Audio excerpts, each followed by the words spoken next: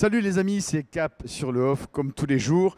Vous le savez, vous le connaissez, notre rendez-vous ici depuis le centre commercial Cap Sud, tous les jours 14h30 en public et en direct live Facebook pour Cap sur le Off, l'émission ici à Cap Sud, encore une fois, la loge du festival Cap Sud, bien sûr, la loge des émissions qui sont diffusées sur la chaîne YouTube, la chaîne festival, également live Facebook. Allez sur la page Cap sur le Off.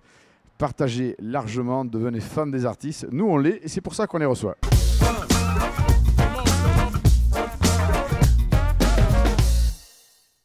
Voilà un spectacle qui se passe dans un joli théâtre qu'on aime beaucoup ici. J'en parle souvent, c'est La Tache d'encre. La Tache d'encre à 16h. Et on parle d'un spectacle un petit peu différent de la majorité des offres. Mais on va entrer dans le détail avec le comédien Christophe Zinck. Bonjour. Bonjour, bonjour.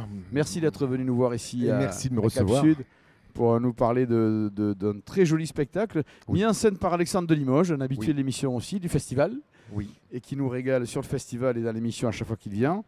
Et donc ce spectacle étoque.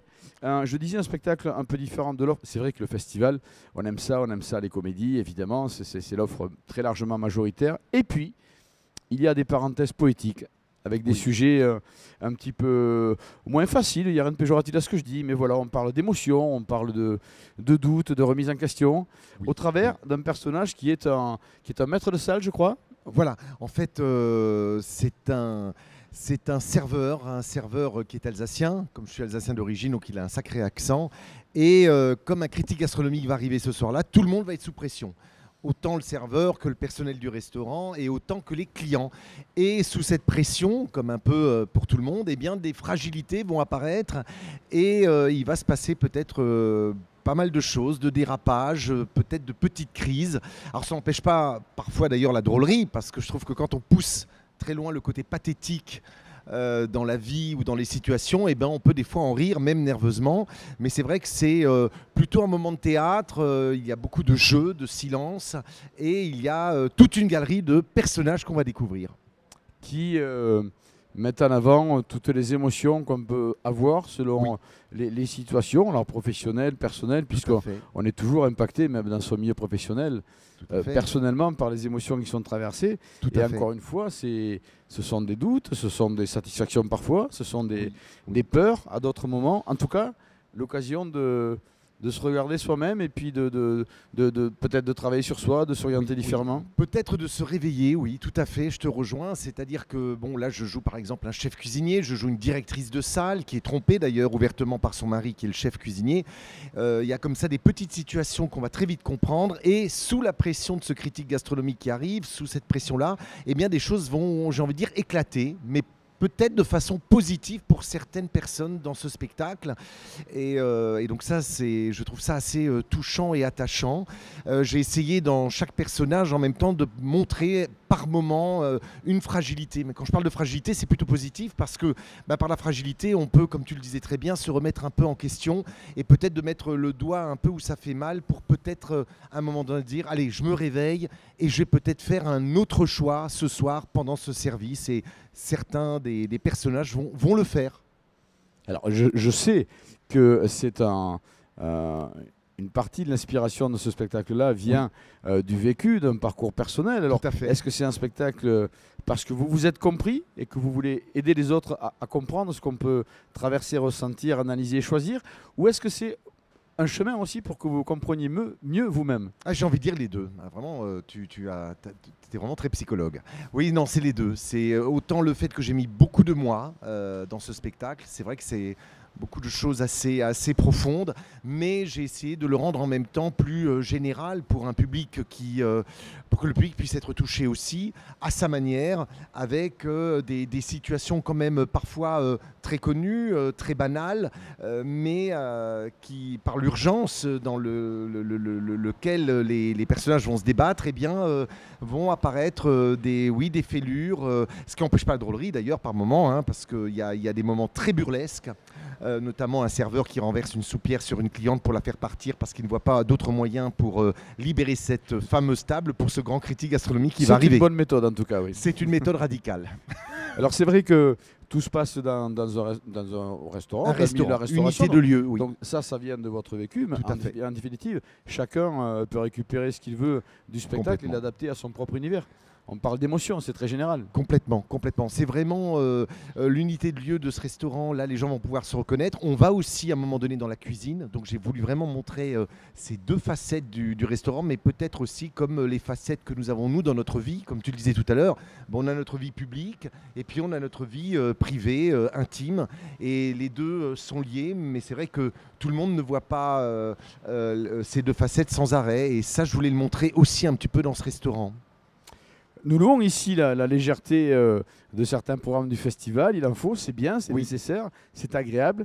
C'est très agréable aussi d'avoir du théâtre avec un vrai fond, une vraie analyse et quelque chose qui peut vous aider. Mais avant tout, à vous divertir.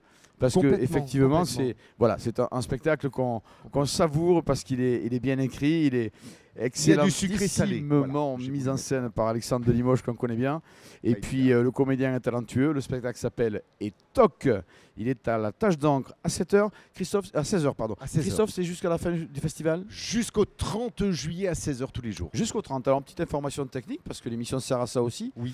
L'accessibilité jeune public, pour qu'il soit bien dans le spectacle, vous le définissez à quel âge? J'ai eu des enfants de 9 et 10 ans il y a 2-3 jours. Écoute, ils ne sont pas sortis traumatisés. Ils ne se sont pas endormis. Voilà, c'est ça. Non. Effectivement, c'est important de le préciser. Les enfants, on va dire 9-10 ans, pour prendre pleinement part à toutes les émotions de ce spectacle-là, que je rappelle, ça s'appelle Et Toc. C'est à la Tache d'encre à 7h, mise en scène par Alexandre de Limoges, interprété par Christophe Zinck. À 16h, voilà. 16h. Merci, un très bon festival à vous. Merci à toi.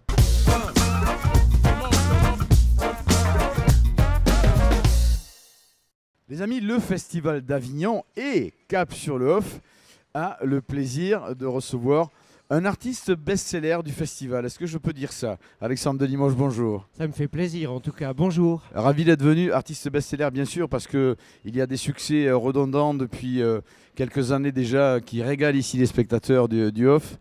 Et alors, on n'en parlera pas aujourd'hui parce que vous êtes là avec un nouveau spectacle, Akhenaton. Oui. Alors, Akhenaton, c'est un sujet qui fait forcément plaisir parce que, évidemment, ça parle de l'Égypte, de son histoire, des pharaons, qui est un sujet qui a passionné tous et tout le monde depuis toujours. Les Français adorent l'Égypte, hein. L'égyptologie. Oui, alors Akhenaton, c'est le pharaon hérétique, on dit le pharaon maudit, c'est le fils d'Aménophis III, donc c'est une grande famille, c'est la 18e dynastie des pharaons, donc la grande dynastie de ces pharaons bâtisseurs, Hatshepsut, Aménophis, Thoutmôsis, c'est le mari de Néfertiti, c'est le père de Toutankhamon, qui va devenir Toutankhamon là, dans 1 heure, hein, puisque se prépare un coup d'État. Et dans 1 heure, on va démettre ce pharaon qu'on estime incapable de régner. Pourquoi? Bon, c'est un poète. Est-ce qu'il était fou? En tout cas, c'est l'inventeur du concept du monothéisme tel qu'on le connaît aujourd'hui. Voilà pourquoi on estime que ce pharaon est maudit.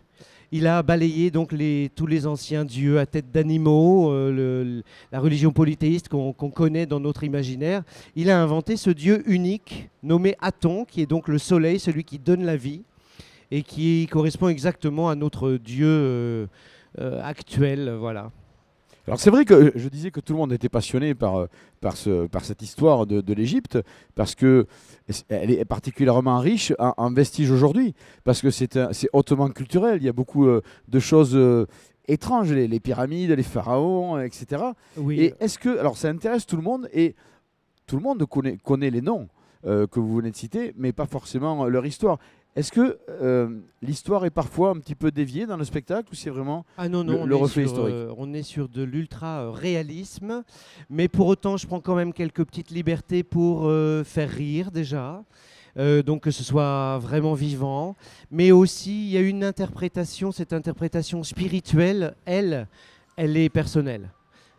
Parce que sur ça, on n'en sait pas beaucoup. Et sur Akhenaton, autant on trouve beaucoup de choses sur le père, Aménophis III, sur le fils, Toutankhamon, mais sur Akhenaton et Néfertiti, vraiment, leur trace a été effacée. Donc on a essayé vraiment d'étouffer le passage d'Akhenaton. Donc on trouve peu de choses, on trouve beaucoup de choses sur tout le monde. C'est pas du fantasme pour les pharaons, mais pour Akhenaton, c'est encore assez difficile. Les fouilles continuent. Pour autant, moi j'ai lu énormément. Évidemment, je suis très documenté sur chacun des solos historiques que je fais, et tout ce que je dis dans ce spectacle a été montré et démontré. Donc, à part cette idée que peut-être Akhenaton c'est Moïse, ou que, en tout cas, c'est la même religion, parce que, vous savez, Akhenaton, c'est la fin de la 18e dynastie, on a Toutankhamon, fin de cette famille qui n'a plus d'enfants, et on met sur le trône un général d'armée pour rétablir l'ordre, c'est Ramsès Ier. Ensuite, Séti Ier, Ramsès II. Et pendant Ramsès II, arrive Moïse dans l'histoire de la Bible. Donc on est quand même à 3 générations entre Akhenaton et Moïse, mais symboliquement ce serait plutôt le même, et peut-être certains comme Freud disent que Akhenaton c'est Moïse. Donc voilà, là-dessus j'ai pris une liberté de penser que Akhenaton a créé cette religion et qu'il enseigne à un jeune qui s'appelle Moïse. C'est la seule chose peut-être un petit peu personnelle, mais tout le reste est absolument avéré historiquement. C'est absolument passionnant, rien que de l'attendre ici. Et c'est vrai, je le disais, je le répète, on est tous passionnés, captivés par cette histoire égyptienne. Il y en a qui viennent la découvrir parce que effectivement, on en a appris une partie à l'école, on l'a peut-être oublié, on n'a peut-être pas exploré tous la littérature pour connaître le détail de cette histoire-là. Donc c'est forcément une excellente idée de venir voir ce spectacle pour assouvir cette curiosité-là. On va replonger vraiment dans l'histoire et puis voir la dernière heure du règne d'Akhenaton. Enfin, ça me semble être assez croustillant pour les gens qui sont vraiment novices en la matière, autant que pour les passionnés, quoi. Et pour les extrêmement novices dans cette matière, on peut préciser que Akhenaton n'est pas que le chanteur de Hayam. Non, voilà. Ça vient on va d'ailleurs même pas en parler. D'ailleurs, quoi qu'il en soit, c'est l'occasion aussi d'apprendre d'une manière ludique, parce qu'évidemment, c'est du spectacle. Vous y mettez un petit peu d'humour aussi. Oui. Et puis, il y a le talent de comédien qu'on vous connaît, cet univers avec les costumes, votre décor qui fait plonger dans cette ambiance mythologique. Oui, on a un super costume de Jeff Castin, qui est le costumier. C'est un costumier historique de formation, mais c'est aussi le costumier des Folies Bergères. Voilà, je le trouve extraordinaire. Il a créé une coiffe. Vous savez, la double couronne, la basse et la haute Égypte, qui sont réunies. Cette coiffe blanche et rouge, là, elle est absolument magnifique sur scène. Voilà. Pour autant, il y a un parti pris de mise en scène très minimaliste pour mettre en valeur les mots et le jeu, comme vous venez de le dire. Mais voilà, c'est le trait de caractère un petit peu de tous mes solos historiques. Là, on va bientôt reparler de Gustave Eiffel, mais c'est vrai que c'est toujours une petite histoire qui raconte la grande. C'est ça qui m'intéresse, et de la manière la plus vivante et la plus moderne qui soit. Donc évidemment, je parle comme aujourd'hui, avec les jeunes aiment aussi se plonger dans l'histoire avec quelqu'un qui leur parle comme aujourd'hui. Je peux dire merde, c'est chiant, enfin, des trucs comme ça. Voilà, c'est très quotidien dans le parler. Oui, c'est le langage aussi léger pour faire passer, enfin pour raconter, et que tout le monde soit là d'une manière légère et puis vive le spectacle en apprenant des choses bien sûr, mais ça reste un vrai moment de théâtre divertissant où on prend du plaisir, où l'on s'amuse parfois. Oui, et aussi assez lourd. Hein. C'est pas parce que on est pour moi, le divertissement, c'est le fait d'apprendre et le fait de vivre la chose. C'est pas que l'humour. Là, c'est vrai que dans celui-ci, beaucoup plus que dans Gustave Eiffel, on est dans un moment où c'est la fin du règne, mais c'est aussi la fin de sa vie. Hein. Nefertiti meurt en même temps. Enfin, on vit des moments très douloureux pour lui. C'est vraiment un pharaon très engagé et complètement face à ses contradictions. Il est en plein doute au moment de ce spectacle. Donc il y a des moments où il est au fond du trou, on peut dire. Il pleure devant nous, il est en train de se demander si ce Dieu lui a parlé, par exemple. Il y a un vrai doute. C'est passionnant, et ça se passe au Théâtre des Trois Soleils à 17h55. Les jours pairs. Les jours pairs, mais jusqu'à la fin du festival. Hein, jusqu'à la fin du festival, relâche les mardis. Alors, si vous connaissez Alexandre de Limoges, eh bien vous savez déjà que ce spectacle est de très haute qualité, que vous allez y prendre du plaisir. On parlera effectivement d'autres spectacles avec vous un peu plus tard, mais pour l'heure, Akhenaton, c'est au Théâtre des Trois Soleils, les jours pairs. Les jours pairs. Relâche le mardi. À 17h55. Un spectacle que nous adorons ici et que nous vous recommandons chaleureusement. Et donc c'est ce soir. Hein. C'est ce soir. Ce soir, absolument. 17h55. C'est dans 2 heures. On va vous libérer d'ailleurs assez rapidement. On vous souhaite le même succès qu'avec les spectacles qui vous ont amené jusqu'à ici, à Avignon, et qui vous font revenir tous les ans depuis. Alexandre de Limoges, Les Trois Soleils, 17h55. Le spectacle, c'est Akhenaton. Bon festival. Merci.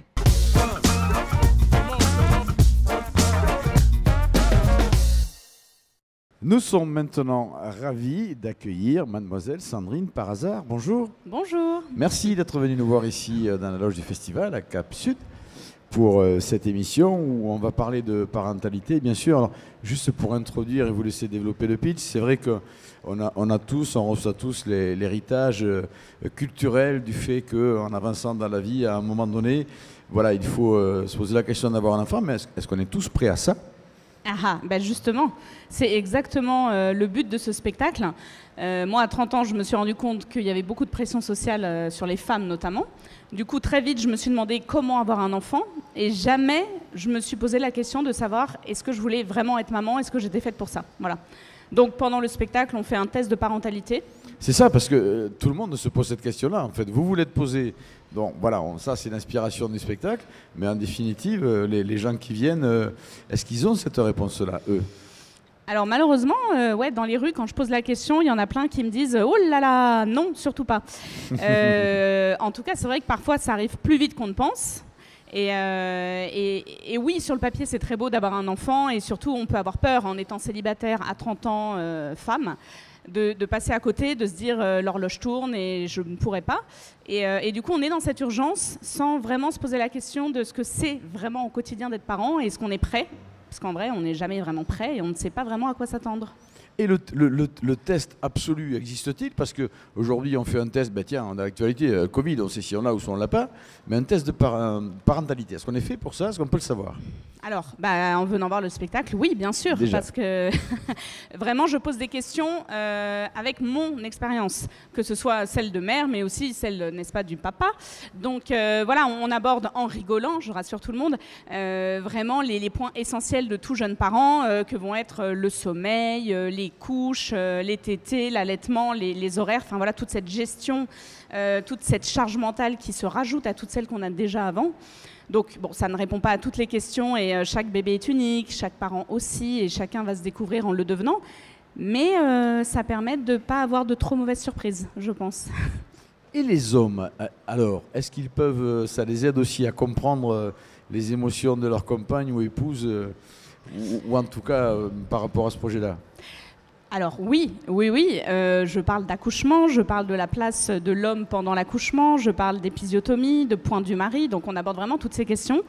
Et je pense qu'aujourd'hui, quand on a un enfant, c'est à deux. Donc au final, ouais, même si une femme est prête, elle ne va pas le faire toute seule la plupart du temps. Donc bien sûr, ce spectacle parle aussi aux hommes. Le test d'ailleurs est très axé sur les hommes. Parce que moi, avant de tomber enceinte, il a fallu que je trouve le bon géniteur. Ça m'a pris beaucoup de temps. Donc oui, c'est vraiment un spectacle... Alors tout public, non, c'est pas pour les enfants. Hein. On parle d'enfants, mais c'est pas pour les enfants. D'accord. Donc on mettrait... Alors, c'est important, techniquement, puisqu'on donne des informations. Vous conseillerez aux enfants de venir à partir de quel âge pour être bien dans le spectacle ? J'en ai eu de 12 ans qui étaient très éveillés et qui comprenaient très bien de quoi je parlais. C'était assez surprenant d'ailleurs parfois. Et puis depuis le début du festival, j'invite tous les bébés qui ont moins de 2 ans. Comme ça, les parents peuvent venir avec le bébé, la poussette, nickel, ils dorment pas, je chante des comptines s'ils se réveillent. Mais voilà, parce que je trouve que les avoir dans la salle, c'est aussi ça, faire le test de la parentalité pour les gens qui sont dans la salle avec eux. Voilà, est-ce qu'ils se voient aller au spectacle avec leur bébé ? Comment ça se passe réellement ? Est-ce qu'on peut continuer à sortir quand on est parent ? Voilà. Alors, c'est vrai que même si on parle de véritables émotions que beaucoup ont connues ou connaîtront, ça reste une comédie.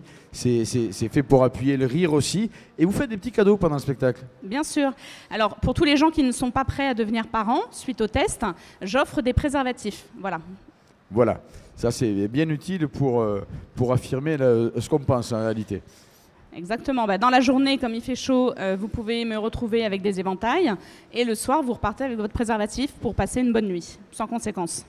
Voilà, ça aidera à boucler vos projets, peut-être. En tout cas, le projet qu'il faut avoir, bien sûr, c'est d'aller voir ce One Mum Show parce qu'évidemment c'est très drôle, parce que le sujet vous a concerné, vous concerne, vous concernera. En tout cas, c'est fait pour se divertir et s'amuser, bien sûr, avant tout, avec Sandrine par hasard. À l'Albatros, à 21h, vous y êtes jusqu'à la fin du festival? Exactement, oui, tous les jours, sauf le mardi. Jusqu'au 30, très bien. Eh bien, écoutez, je crois que la bonne idée, c'est d'aller à l'Albatros à 20h. 21h. 21h, pardon, excuse-moi, 21h, pour aller passer un excellent moment de théâtre et de comédie avec Sandrine par hasard. Ça s'appelle One Mum Show. Et nous avons été ravis de l'accueillir ici. Sandrine par hasard, merci. Merci beaucoup. Et à ce soir à l'Albatros à 21h. À ce soir.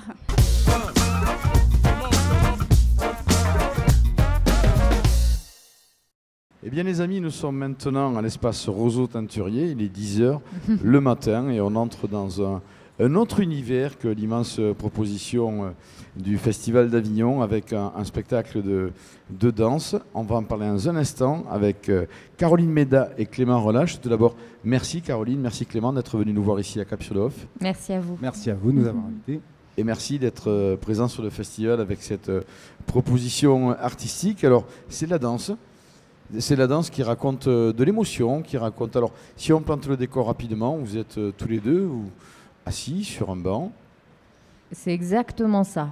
Et voilà, et puis là, les instants démarrent et se déroulent, et puis les émotions sont là, que vous accompagnez, que vous exprimez avec votre corps, avec la musique qui vous accompagne, avec les expressions qui habitent ces corps qui dansent. Tout à fait. Voilà, c'est deux paumés. On ne sait pas trop, pas de passé, pas de futur, deux paumés, deux inutiles, on va dire deux non essentiels, comme on dit de nos jours, qui sont plantés là et qui remplissent l'espace vide du plateau et de leur poche par leur imaginaire et celui du spectateur. Donc voilà, et comme c'est sans parole, les outils de récit, c'est le théâtre gestuel, la danse, le mime et le clown. Et c'est ce qu'on dit, il y a plusieurs grilles de lecture selon votre sensibilité, votre âge, c'est-à-dire que les enfants ne se racontent vraiment pas la même histoire que les parents, même si on reconnaît deux paumés, effectivement, sur un banc. Voilà. Alors vous dites inutile, est-ce que le terme n'est pas sévère, simplement anonyme peut-être, les anonymes, des gens que les autres ne connaissent pas forcément? Vous savez, de nos jours, on a vécu tous une crise sanitaire et le gouvernement nous a un petit peu séparés et mis des étiquettes sur les métiers et isolés. Oui. Nous ont décidé certains métiers étaient essentiels et donc surexploités en travaillant dans des conditions difficiles et puis d'autres pas du tout. Donc là, on est deux non essentiels, c'est-à-dire deux personnes qui, selon les critères d'une société très très suractive, là ne servent plus à rien. Je comprends mieux votre qualificatif inutile. Effectivement, surtout au sortir de cette période. Et cela étant, on peut parler évidemment de poésie dans ce spectacle, parce que les émotions, c'est poétique, c'est forcément doux, tantôt mélancolique, tantôt plus ou moins joyeux selon les instants et le déroulé du spectacle. Ce qu'il faut savoir, c'est qu'ils sont là sur le banc, les spectateurs sont là à les regarder et vont, comme disait Clément, remplir l'espace vide par des inventions. Ils vont avoir une manière bien à eux d'occuper le temps. Et de cette occupation-là et des jeux qu'ils vont inventer et la manière dont les corps vont s'exprimer, il y a énormément de poésie qui va jaillir. Ça va être des petits gestes du quotidien qui vont devenir des chorégraphies, qui vont devenir de plus en plus abstraits, poétiques, pour raconter leur statut de point fixe, pour raconter le fait qu'ils n'ont rien à faire, et ce rien est extrêmement, est prolifique. C'est-à-dire qu'il y a plein de choses à faire quand on n'a rien et qu'on n'a rien à faire. Oui, tantôt ce sont des jeux d'enfants qu'on peut reconnaître, tantôt ce sont des moments un peu plus durs qu'on traite par le mouvement, par la danse. Donc quand on n'a pas les mots, ou nous on a utilisé l'outil danse gestuelle pour parler de ces deux paumés pour les moments un peu plus effectivement un peu plus dur. Donc on utilise cet outil-là et les émotions passent par la danse, effectivement. Donc, et le côté burlesque revient plutôt avec des jeux d'enfants, des jeux comme... Voilà, on dit c'est un retour au réel. Retour au réel. Souvent les clochards, c'est un peu comme des enfants quand on les regarde. On se dit tiens, ils s'amusent un peu, puis de temps en temps ils sont un peu durs l'un avec l'autre. Des blagues qui durent un peu trop longtemps. Donc voilà, on navigue entre jeux d'enfants et dureté de la vie de ces deux paumés. Alors j'ai envie de vous poser une question parce qu'évidemment, vous avez mais à 2000% raison et entière légitimité à être présent. On est sur un festival de théâtre vivant. La question qui me brûle les lèvres, c'est de savoir si il y a un public qui l'offre est plus inédite de votre catégorie d'art, de spectacle, de danse. Sans texte, juste accompagné en musique. Il y a un public qui vous attend, qui vous cherche, qui vous trouve, qui vient vous voir, ou est-ce que ce sont des gens qui circulent et qui se disent « Ah ben tiens, on est allé voir une comédie, on est allé voir un théâtre d'auteur, est-ce qu'on n'irait pas découvrir de la danse ?» Est-ce que ça existe? Oui, alors je dirais que, en tout cas quand on tracte, j'ai l'impression que spectacle sans parole, ça fait du bien. Dans toute cette proposition de texte qu'on aime beaucoup, et on est aussi comédien. On vient du théâtre, c'est le premier spectacle où on s'est dit tiens, si on allait fermer un peu nos bouches et trouver d'autres outils. Mais c'est vrai que j'ai l'impression que ce spectacle, il offre aussi une alternative de respiration, d'un autre mode de récit qui fait du bien. Donc nos spectateurs, pour l'instant, on est très contents, ça se passe bien. Ils sont là, ils sont au rendez-vous. Ils commencent la journée et on a la chance de les croiser à la sortie assez bouleversés. Et parfois, certains nous disent je vais m'arrêter là pour aujourd'hui. Je ne peux pas continuer à voir d'autres choses. J'ai envie de rester dans ma tête avec vous. Ça nous touche beaucoup. Alors voilà, nos spectateurs, ils existent en tout cas. Vous rencontrez de nouveaux spectateurs, oui. Ce qui est peut-être moins le cas en tournée sur des théâtres qui ont un programme avec des abonnés, des gens qui sont déjà adeptes, si je puis dire, ou amoureux en tout cas de cette discipline. Là, vous touchez des nouveaux spectateurs et puis du coup, les spectateurs eux-mêmes ont accès à des spectacles sur lesquels ils ne seraient pas forcément aller naturellement dans leur quotidien. C'est ce qui est formidable avec le Festival d'Avignon.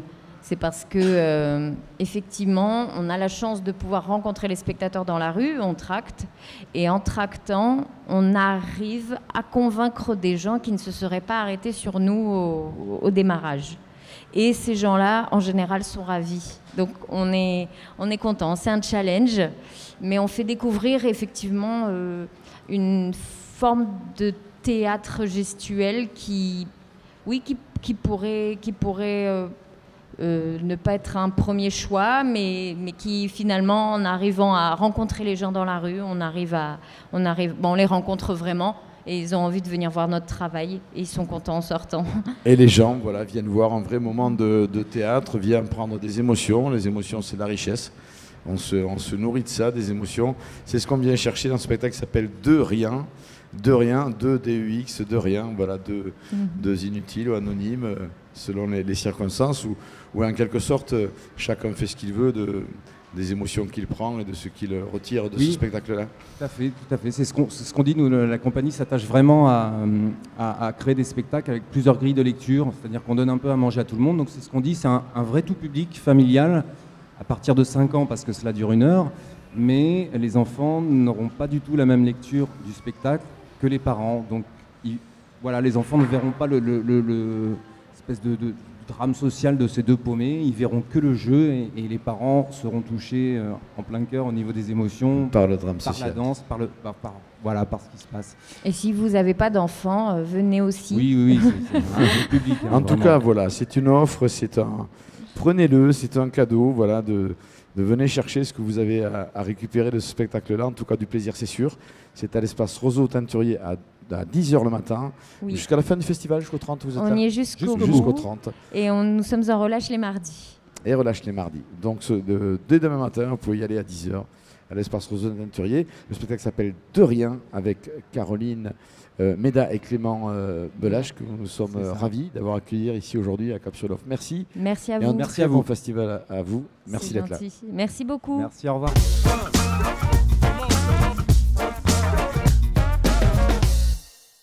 Les amis, avez-vous déjà eu envie de tout quitter ou pas? Ou vous êtes-vous même posé la question? Seulement, on va aborder ce sujet. Pas forcément avoir une réponse, mais aborder ce sujet à Marc Rouget. Bonjour. Salut. Merci d'être venu nous voir ici à Cap-sur-le-Off. Merci. Jusqu'à Cap-Sud. C'est une démarche, il fait chaud, mais c'est agréable. Et puis, on va essayer de ne pas vous retenir longtemps parce que vous jouez à 18h. Voilà, ouais, c'est ça. Donc, comme les spectateurs, vous allez vous précipiter au théâtre Les Étoiles pour ce spectacle. Marc Rouget a quitté le groupe. Alors, l'histoire, c'est un petit peu puisé dans votre expérience et parcours personnel. C'est ce que vous partagez sur scène? Oui, tout à fait. Ouais, en fait, je fais un groupe de parole où je suis tout seul. Donc je fais différents personnages, etc. Et j'explique un peu, je suis un ancien RH, donc dans les ressources humaines. Et je tape un peu sur les mauvais managers, j'aime bien un peu les titiller, quoi. Il y en a plein qui viennent, en tout cas des managers dans la salle, et qui rigolent bien. Voilà. Après je me tape un peu dessus aussi. C'est pas mal aussi. En définitive, est-ce que vous... parce que quand même, il y a quelques petites choses que vous dénoncez, un petit peu les leçons à recevoir des uns des autres. Le fait d'interpréter, de créer ce groupe de parole, c'est une manière de s'obliger à faire la réflexion soi-même, en fait. Ouais, c'est ça, exactement. Exactement. Et après, je donne pas de leçons. J'aime pas trop les moralistes un peu dans la vie de tous les jours qui vous expliquent quoi penser, quoi faire, etc. Il y en a plein dans les rayons à la Fnac, des développements personnels, des trucs comme ça. Donc je tape un peu dessus. Mais j'espère, ouais, voilà, par l'humour, essayer de titiller un petit peu le petit truc. C'est plutôt du comique d'observation. C'est-à-dire que j'aime bien voir qu'est-ce qu'un incompétent, pourquoi il est incompétent, qu'est-ce qui fait qu'il pense qu'il ne l'est pas, et qu'est-ce qui est drôle en fait dans un incompétent. Alors c'est vrai, c'est important de préciser que c'est la comédie, c'est un spectacle qui fait rire résolument, et c'est au travers de ces petits titillements qui sont un éveillement à la question, plus que du conseil. C'est ça. Ouais, en définitive, c'est quand même très important de se poser les bonnes questions. Ouais. Et après, j'aime bien justement les gens qui sont très sûrs d'eux et qui sont complètement nuls. Oui. Voilà. Et il y en a. Il y en a. Voilà, à chaque fois que je fly, il y en a plein qui me disent mais dis donc, on va venir parce que ça m'inspire plein de personnes, etc. Je pense à plein de gens. Et pas forcément dans le monde de l'entreprise en fait. Par exemple, je fais un guide touristique à un moment qui vous fait visiter le Colisée sans aucune connaissance historique. Donc il est très sûr de lui, il compense avec beaucoup de bagou, etc. Mais il n'a pas du tout les réflexes et donc ça fait rire tout le monde parce que... Et ça, il y en a un peu dans tous les domaines, des gens comme ça. Des bons donneurs de leçons. Alors, voilà, c'est vrai qu'il y a quand même ce fond du questionnement qui peut paraître essentiel, de savoir est-ce qu'on est bien là, est-ce qu'on se pose la question de faire autre chose. Il est encore temps, bien sûr, et il est toujours encore temps. Mais c'est une comédie. Vous cherchez, vous arrivez, vous parvenez à vous amuser de tout ça aussi. Exactement, ouais. Et donc à amuser les spectateurs. J'espère. C'est ce que vous allez faire rapidement, puisque vous jouez à 18h au Théâtre Les Étoiles. Le spectacle s'appelle Marc Rouget a quitté le groupe. Alors si vous-même vous posez la question, ou si vous avez envie de vous poser la question, ou une question quelconque, parce qu'en fait, la morale de ça, c'est que c'est bien d'échanger, de parler avec d'autres personnes pour s'aider dans ses propres choix. Ouais, c'est ça. Et que aussi, c'est pas si facile de tout quitter, quand même. Mais on y arrive. Quand on est englué dans le confort et tout, ouais, mais on y arrive quand même. C'est vrai que c'est une démarche. En tout cas, voilà.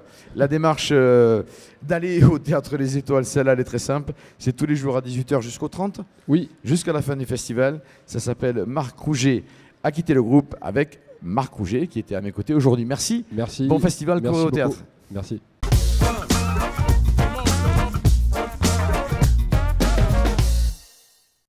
C'est une vraie comédie de boulevard que nous recevons maintenant. Ça s'appelle Le Magot. On en parle dans un instant avec 3 des 4 comédiens. Charlie, bonjour. Bonjour. Valentin, Stanislas, bonjour. Enchanté, bonjour. Merci d'être venu jusque-là. Et puis nos amitiés à Alban qui n'a pas pu venir et qui est le 4e sur scène, qui partage le plateau avec vous. Alors je disais une vraie comédie de boulevard avec tous les ingrédients qui sont là. Alors le décor rapidement, c'est une pizzeria. Les affaires vont mal, on se débat, on se pose des questions, on n'est pas bien, et puis quelqu'un débarque avec des lingots d'or, alors ça fait envie, enfin c'est tentant. Exactement. Du coup, c'est une comédie, un boulevard qui a été écrit par Stanislas. En fait, on est 6 sur scène. Il y a aussi 2 de nos autres camarades. Et voilà, ensuite, il y a des lingots d'or, une belle-mère. Ça part un peu en folie de tous les côtés. Alors évidemment, si on se pose la question sur l'histoire, vous affirmez dans le spectacle que la seule chose importante, c'est l'argent. Évidemment, ce n'est pas la réalité, ce n'est pas une leçon, ce n'est pas une question, c'est pour rire avant tout.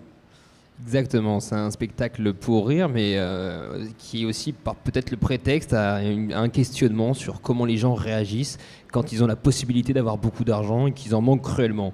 Car les différents personnages de la pièce ont tous besoin d'argent et ils ont la possibilité, chacun à un moment, d'en avoir.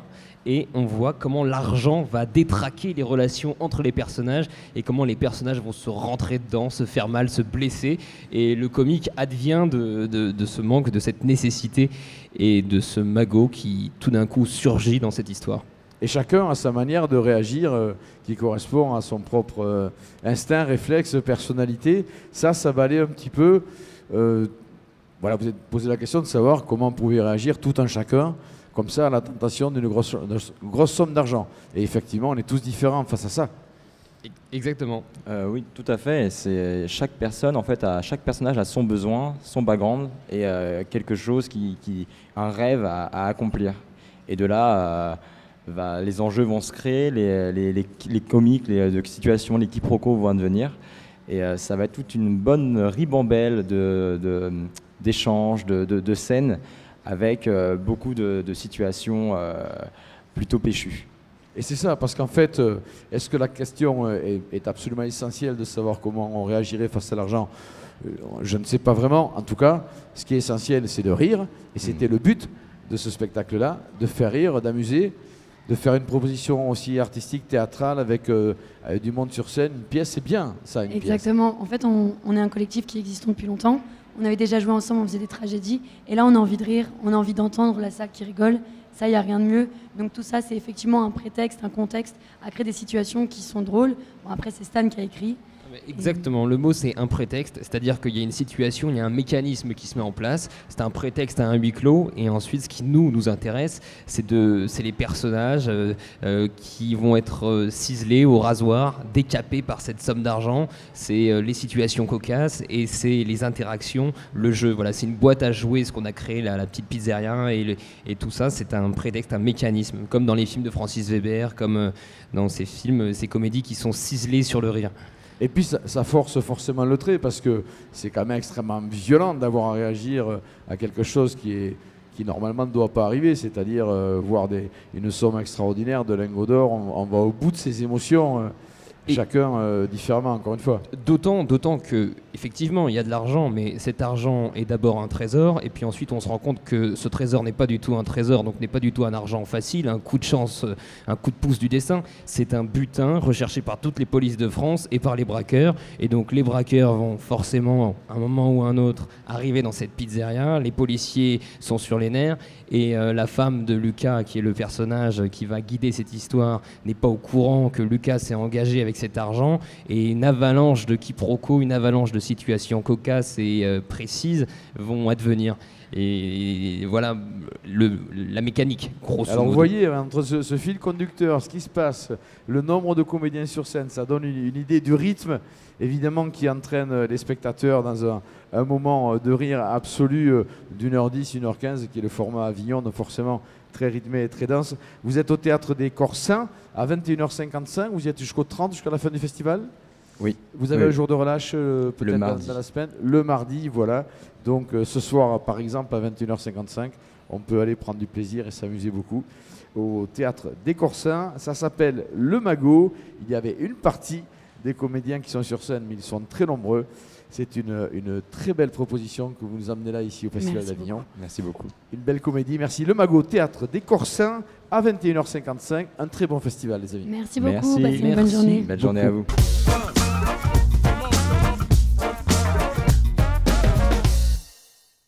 Les amis, nous allons maintenant parler d'un spectacle qui s'inscrit bien dans l'air du temps, d'actualité de notre époque, de maintenant, de juillet 2022. Ça s'appelle Geek. On en parle tout de suite avec l'équipe au grand complet. Il y a Louise. Bonjour Louise. Bonjour. Merci d'être venu nous voir, accompagné de Grégoire, de Loïc. Bonjour. Bonjour les amis. Bonjour. Et puis de l'auteur et comédien aussi, Maxime. Bonjour. Et Renato, le metteur en scène, à qui je vais peut-être certainement m'adresser en premier, parce qu'on a besoin de planter le décor quand même. Parce que, alors je parlais d'actualité, là, comme ça, en tout cas de cette période où le mode de communication, le support, le meilleur ami presque parfois, c'est l'ordinateur, le smartphone, le jeu vidéo, etc. D'où le titre geek. Mais ça, c'est simplement parce que ça se passe dans cette époque-là. C'est-à-dire ça fait partie de la vie des gens, et donc c'est sur scène, tout simplement. C'est utilisé dans le spectacle, mais c'est un vrai boulevard. Eh ben, c'est un bref boulevard puisque c'est le trio amoureux, ça c'est pour l'histoire. Et ensuite, pourquoi geek? Parce qu'on est dans un univers, comme vous le disiez, très contemporain. C'est de la comédie 2.0, c'est la comédie connectée. L'histoire se passe à l'intérieur d'un jeu vidéo, le public et le joueur. Il démarre tout de suite en début de spectacle en choisissant le héros ou l'héroïne de l'histoire qu'il va voir. Et ensuite, nous avons des choix qui lui sont proposés tout au long de l'histoire, de manière à ce qu'il puisse modifier le cours de l'histoire à sa convenance, et avec des choix qui sont bien entendu de plus en plus décalés. Et plus les choix du public sont décalés, plus l'histoire devient barrée. Et si elle devient barrée, ben, on obtient du rire. Et c'est pour ça que c'est une comédie qui est très très drôle grâce au public. Très rythmé, très drôle, parce que je vous confiais en off juste avant que ma fille était venue vous voir ce matin et qu'elle m'a fait des éloges de comédie. Je parlais de boulevard parce qu'effectivement, ben voilà, c'est une scène où il y a du monde, et puis il y a du quiproquo, il y a de la discorde, etc. Complètement, d'autant plus qu'il y a aussi ce que le public va décider, que les propres comédiens ne savent pas à l'avance ce que le public va décider. Et ça apporte aussi des quiproquos, ça apporte aussi des mésententes, des désaccords. Parfois aussi, comme on est dans le trio amoureux, tout d'un coup, le public va décider que l'héroïne va être amoureuse plutôt de l'un et pas de l'autre. Donc, c'est aux comédiens de rentrer ensuite en compétition pour essayer de gagner le cœur de la jolie Lucie. Voilà, il y a tout ça qui est vraiment, je dirais, les ingrédients d'une comédie de boulevard, mais ça se passe dans un jeu vidéo, donc ça donne cet aspect de l'interaction du public, et c'est pour ça que je m'amuse en disant que c'est la comédie 2.0 ou la comédie connectée. Alors cela étant, je voudrais préciser quelque chose, parce que, pardonnez-moi, je reparle encore de ma fille, mais elle a 17 ans, elle a eu envie d'aller voir ce spectacle, elle y est venue, elle s'est régalée. On pourrait penser que c'est vraiment la cible privilégiée, parce qu'elle est elle-même très utilisatrice, comme tous les jeunes, mais enfin, tout le monde y va, tout le monde sait ce que c'est qu'un geek, et tout le monde sait à quel point, d'ailleurs bien souvent les adultes sont très attachés à leur téléphone comme mode de communication, qui les aide à réfléchir avec des interlocuteurs, etc. Ainsi que sur les ordinateurs et même les jeux vidéo pour beaucoup de plus anciens, bien sûr, que ma fille. Donc, il ne faut pas être dérouté si on a au-delà de 17 ans, évidemment. Complètement, d'autant plus que nous, on le voit tous les jours dans la salle, on a un public vraiment de tous les âges, et tout le monde se prend au jeu, tout le monde s'amuse, parce que c'est une pièce où enfin on a le droit de parler, on a le droit d'interagir, on a le droit de communiquer avec les comédiens, ce qui est quand même très rare, puisqu'au théâtre on est là pour se taire et pour écouter. Ben nous c'est tout l'inverse, c'est les comédiens qui écoutent le public, parce que sinon ils seraient bien incapables de savoir ce qu'ils vont jouer. Et c'est vrai que je vais m'adresser vers les comédiens, mais là tout d'un coup la vitre est brisée en quelque sorte, puisque vous vous adressez au public, le public s'adresse à vous. Ça c'est un côté surprenant, non, dans le jeu de comédien? Je peux vous confirmer que c'est très très surprenant, c'est même des fois déstabilisant, parce que certains spectateurs se permettent justement de prendre cette place qui d'habitude leur est vraiment interdite. Donc il faut être capable de bien doser, de bien faire comprendre aussi des fois aux gens qu'il y a d'autres personnes dans la salle qui ne sont pas forcément les seuls au premier rang à jouer aux jeux vidéo avec nous. Donc ça laisse, il y a des situations cocasses parfois qui se passent dans la salle, ouais. Alors, ça fait finalement un paquet de comédiens, parce que je ne sais pas si vous êtes en bas qui fait 200 pages, je crois, ou en haut qui fait 110, si je ne me trompe pas. On est dans la salle qui est 110 places, donc ouais. Avec vous, ça fait 116 comédiens, en quelque sorte. Exactement, oui. Voilà, ça donne une idée du rythme, évidemment. Je plaisante, vous êtes évidemment le public participe, mais c'est vous qui faites le spectacle. Mais voilà, c'est extrêmement rythmé. Ah oui, c'est vraiment du spectacle. C'est pour ça que c'est une comédie de boulevard, parce que ça va très très vite. Et les interactions du public ainsi que les choix qui sont proposés au public ne dérythment pas la pièce, au contraire, continuent et contribuent à la rythmer. Et c'est aussi ça qui fait que selon les versions, il y a des versions qui deviennent complètement hilarantes parce qu'on ne peut pas s'attendre au choix du public et du coup l'histoire devient complètement folle. Et c'est ça qui est drôle. Et c'est extrêmement drôle, ça marche. C'est ce qu'on dit, les spectateurs, lorsqu'ils sortent. Et puis, on peut aussi faire un petit peu confiance au Cinévox qui propose toujours des jolis programmes. Qu'est-ce qu'on peut dire? Qu'il faut évidemment aller au Cinévox, que vous y jouez à 11h50 jusqu'à la fin du festival, jusqu'au 30? Ouais, jusqu'au 30 juillet, ouais. À 11h50 avec des relâches les mardis, on se repose un peu quand même. Voilà. Sinon, on est là tous les jours. Et d'habitude, je donne des petites informations techniques, à partir de quel âge, etc. Là, non. C'est les portes grandes ouvertes à l'ensemble de la famille. Je pense qu'on a eu du public de 4 à 85 ans et ça marche avec tout le monde, quoi. Et quasiment tous possédaient un smartphone, j'en suis sûr. Celle de 4 ans, il me semble qu'elle en avait 2 même, je crois. Oh là là là là. Voilà, et ce qui est magique aussi, il faut le dire aux auditeurs, c'est une pièce... Parce que quand on parle d'interaction, quand on parle de choix faits par le public qui va modifier totalement l'histoire, souvent d'ailleurs dans les rues, quand on parle de notre spectacle, c'est le commentaire qui revient tout de suite. Ah oui, c'est de l'impro. Et non. Et non, il n'y a pas du tout d'impro. On a travaillé l'ensemble. Pourquoi? Parce que l'auteur Maxime, qui est ici à mes côtés, et c'est lui qui va expliquer mieux que moi ce qu'il en est, a vraiment, je dirais, à la fois un univers geek, mais aussi un univers scientifique. Et la pièce a été écrite vraiment avec une arborescence. Mais ça, je laisse Maxime en parler. Et c'est vrai, Maxime, et Renato a tout à fait raison, parce que vous êtes parti d'un propre constat de vous-même, c'est-à-dire que vous qualifiez de geek vous-même. Oui, alors effectivement, je voulais juste rebondir là-dessus. C'est vrai que la pièce s'adresse à tout le monde. Pourquoi? Parce que la culture geek, en fait, elle existe depuis plus de 40 ans maintenant. Hein. Donc les personnes de 50, 60 ans, le jeu vidéo, ils connaissent. Hein. Ils en ont même pratiqué. Tout le monde pratique les jeux vidéo, ne serait-ce que sur smartphone. C'est déjà du jeu vidéo, c'est déjà de la culture geek. Et donc effectivement, on est tous un petit peu geek. Certains plus que d'autres, hein, et effectivement, peut-être que moi je le suis plus. Hein. Légèrement. Mais oui, on a vraiment travaillé. Il y a en tout et pour tout 19 683 chemins différents qui ont été travaillés, qui sont possibles, avec plusieurs fins possibles forcément, hein, en fonction du chemin que l'on emprunte. Et ça permet d'avoir des choix très inhabituels, on va dire. Il peut y avoir un soldat qui déboule au milieu de la pièce, on ne sait pas pourquoi, une princesse, un dragon ou je ne sais quoi.